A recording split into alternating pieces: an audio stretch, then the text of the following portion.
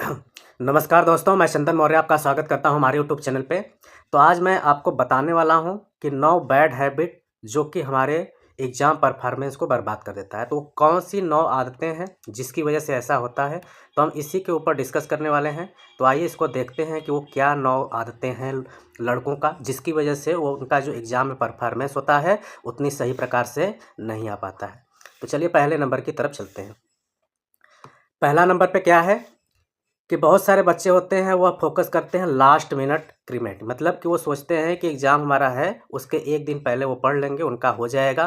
तो उससे चीज़ें हो जाती हैं, लेकिन कभी-कभी क्या होता है कि उनका जो चीज़ें समझने वाली होती हैं वहाँ पे कन्फ्यूजन हो जाता है, क्रिएट हो जाता है। तो इसका मतलब क्या होता है कि study everything the right night before the exam can cause stress. उससे बच्चों में क्या हो जाता है, टेंशन भी आ सकता है, पुअर रिटेंशन भी हो सकता है। स्ट्रेस इसलिए आता है, अब जैसे उनके पास समय कम रहेगा और समय कम रहेगा, चीज़ें नहीं समझ में आएँगी, तो उनके दिमाग में क्या होता है, उलझने आती हैं, अरे मुझे ये नहीं आ रहा है, इस तरीके से।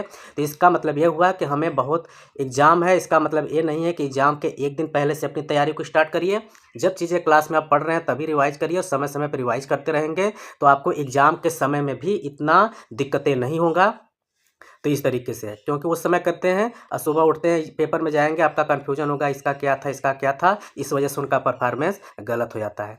इसके बाद हमारा दूसरे नंबर पे चलेंगे। सेकंड नंबर पे क्या है हमारा, स्किपिंग रिवीजन। मतलब बहुत से बच्चे होते हैं, सोचते हैं एक बार हमने पढ़ लिया हो गया। तो उसमें क्या होता है, चीज़ें पहले एक बार समझ में आ गया ठीक है, लेकिन कभी-कभी क्या होता है जब हम उसका रिवीजन नहीं करते हैं तो क्या होता है कि धीरे-धीरे वो चीज़ें हमारे दिमाग से उतरने लगती है, भूलने लगती है।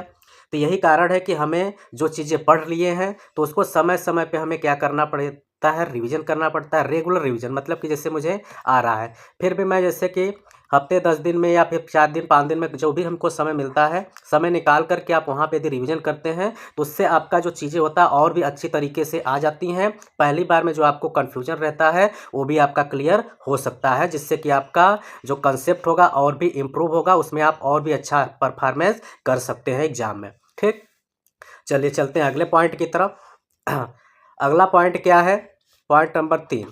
3 में क्या बोला गया है कि जो मल्टीटास्किंग व्हाइल स्टडिंग, जैसे बहुत सारे बच्चे होते हैं, अब सबके पास में क्या होता है, मोबाइल होता है। ठीक, जैसे पढ़ने लिखने बैठ गए, बैठने के बाद वो क्या करते हैं, चलो इसको थोड़ा सा हम मोबाइल चला लेते हैं, गेम चला लेते हैं। फिर गेम में वो इतना लीन हो जाते हैं कि फिर उनका पढ़ाई सही से नहीं हो पाता है। तो यही कारण है कि switching between task like texting और watching TV while studying reduce concentration, जिससे उनका क्या होता है, पढ़ाई पर स्टडी पे जो कंसंट्रेशन होना चाहिए वो सही तरीके से हो नहीं पाता है, जिसका ये कारण होता है कि उनका समय भी बीत जाता है और सब्जेक्ट के जो टाइम होते हैं बेटर अंडरस्टैंडिंग के लिए वो नहीं कर पाते हैं, और उनका इसकी वजह से भी एग्ज़ाम में परफॉर्मेंस अच्छा नहीं हो पाता है।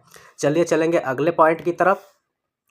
अगला पॉइंट हमारे पास क्या दिया हुआ है, स्टडी विदाउट ब्रेक। जैसे बहुत से बच्चे होते हैं, सुबह बैठ गए, पढ़ते रहते हैं बिना कुछ खाए पिए। तो इससे क्या होता है कि जैसे हमारा जो दिमाग होता है एक समय के बाद वो थोड़ा क्या होता है, एक्टिव नहीं रहता है, मतलब कि उसको थोड़े ब्रेक की ज़रूरत पड़ती है। यदि जैसे आप उस समय का ब्रेक देते हैं अपने माइंड को, वापस फिर से वो रिफ़्रेश हो जाता है, और रिफ़्रेश होने के बाद वापस फिर आप जो चीज़ें पढ़ेंगे वो बहुत ही सही तरीके से आपको दोबारा से समझ में आने लगेगा।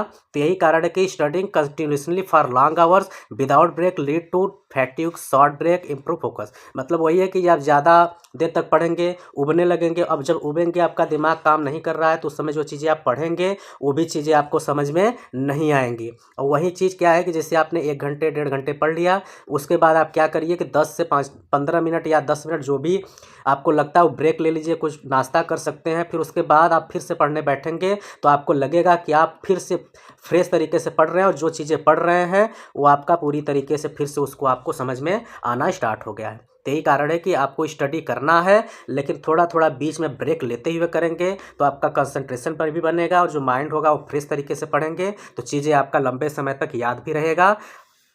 ठीक, चलिए अगला पॉइंट हम डिस्कस करते हैं। अगला पॉइंट हमारा क्या है, पॉइंट नंबर 5। 5 में क्या है, इग्नोरिंग वीक सब्जेक्ट। जैसे बहुत से बच्चे होते हैं, जैसे वो सोचते हैं कि हिंदी बहुत आसान है, इसको एग्जाम के एक दिन पहले पढ़ लेंगे हो जाएगा। कुछ लोगों को लगता है कि इंग्लिश बहुत आसान है, इसमें बस स्टोरी चीज़ें हैं, बस उसको हम बना के लिख देंगे हो जाएगा। लेकिन यही सब्जेक्ट में उनका परफॉर्मेंस यदि कम हो जाता है तो उनका जो फाइनल परसेंट होता है उसकी वजह से क्या हो जाता है, डाउन हो जाता है।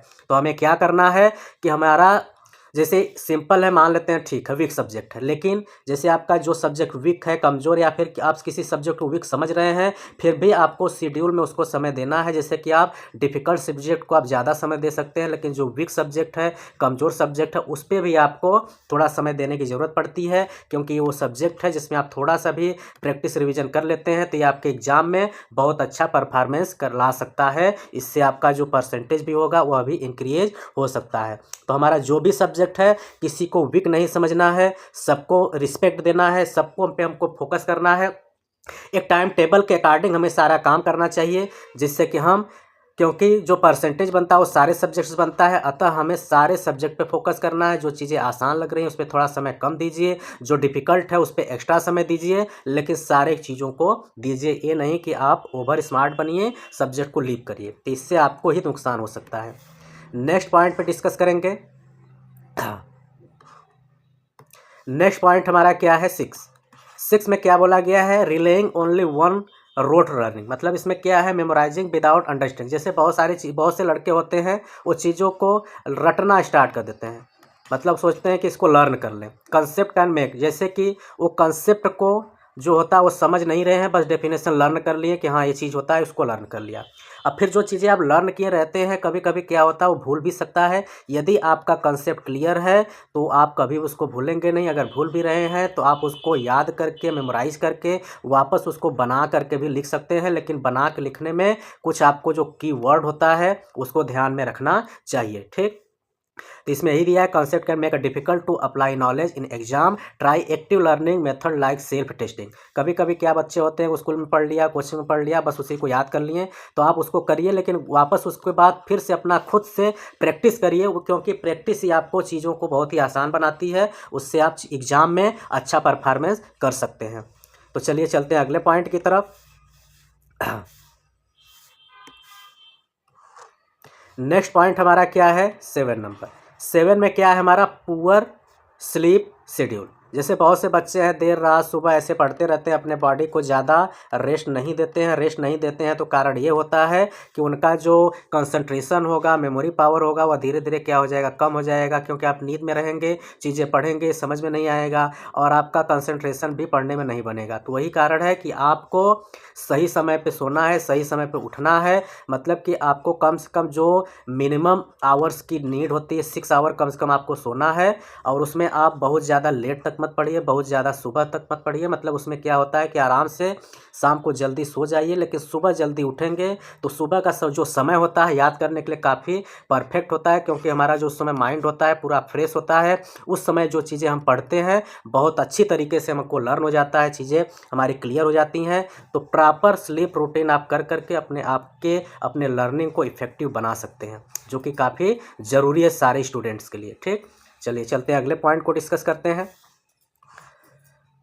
अगला पॉइंट हमारा क्या है, 8 नंबर। 8 में क्या है, studying in a noisy environment. अब जैसे कि कोई लड़का ऐसी जगह पे स्टडी कर रहा है जहाँ पे बहुत सारा नॉइज है, शोरगुल है।